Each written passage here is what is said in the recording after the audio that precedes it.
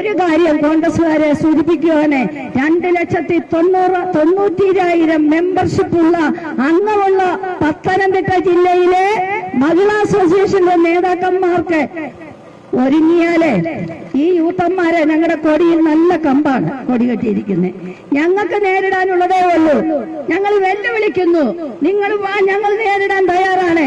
ഒരു കോൺഗ്രസ് പോലീസിന്റെ സഹായമില്ലാതെ ഞങ്ങളുടെ മന്ത്രിയെ ഞങ്ങൾ കാത്തു സൂക്ഷിക്കും.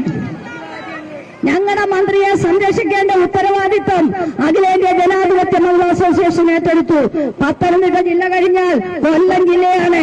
ഇതിലും 5 ലക്ഷം അംഗങ്ങളുള്ള സംഘടനയാണ് പത്തനംതിട്ട, കൊല്ലം, അത് കഴിഞ്ഞ് തിരുവനന്തപുരം, അങ്ങനെ അങ്ങോട്ട് വടക്കോട്ട് പോകുമ്പോൾ ഏകദേശം 90 ലക്ഷം മെമ്പർഷിപ്പ് അംഗങ്ങളുള്ള ഒരു സംഘടനയുടെ പ്രതിനിധിയാണ് സഖാവ് വീണ ജോർജ്.